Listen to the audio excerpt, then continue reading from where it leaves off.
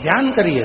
अगर नवरात्रि का व्रत एक लौंग पर कर रहा है तो उसको करने दो। कोई नवरात्रि का व्रत अगर एक गिलास दूध पर कर रहा है तो उसको करने दो। अगर नवरात्रि का व्रत एक जरासी सुपारी पर कर रहा है तो करने दो। कोई नवरात्रि का व्रत कैसे कर रहा है उसको करने दो, उसकी मर्जी।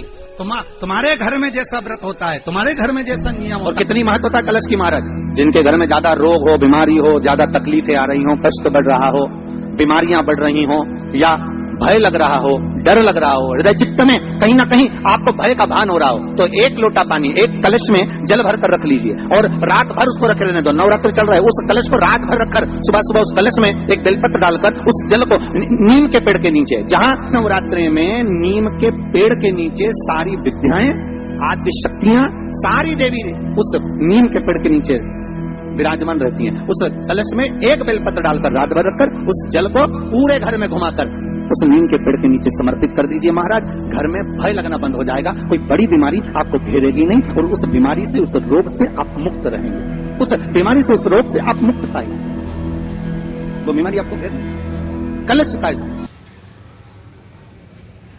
नवरात्रि में 9 दिन में से कोई एक दिन ऐसा ले लो जिस दिन कन्याओं का भोजन कराओ, साथ में उनको लाल चुनरी ओढ़ाओ या कोई लाल वस्त्र, लाल पूजन की सामग्री उनको दो, सुख मिलेगा। नवरात्रि में देवी जी की जो बाती लगाई जाती है वो लंबी लगाई जाती है। लंबी बाती का प्रमाण अलग होता है। लंबी बाती क्यों लगाई जाती है?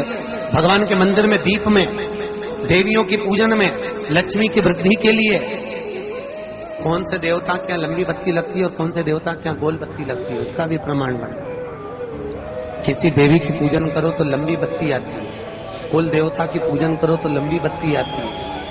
किसी मंदिर में किसी देवता को लगाने जाओ तो गोल बत्ती लगती है, उसका भी प्रमाण है। लंबी बत्ती जहां लगाई है, अगर लक्ष्मी के सामने लगाई है तो लक्ष्मी की लंबाई बढ़ती है, लक्ष्मी की वृद्धि बढ़ती है। अगर कुल देवता के नाम की लगाई है तो वंश की वृद्धि होती है। इसलिए हमारे यहाँ अमावस्या पूनम को जो पाटे माटे बढ़ाते हैं उसमें गोल बत्ती नहीं लंबी लगाई जाती है, जिससे हमारा वंश बढ़े। नवरात्रि में देवी जी की जो बाती लगाई जाती है वो लंबी लगाई जाती है, गोल नहीं। क्यों? क्योंकि जिससे माँ हम पर कृपा बना कर रखी है, हमारा वंश खूब बढ़े, हमारे यहाँ लक्ष्मी की वृद्धि है। स्थिर बाती, गोल बाती लगाई जाती है ब्रह्मा के मंदिर में, इंद्र के मंदिर में, देवता के मंदिर में।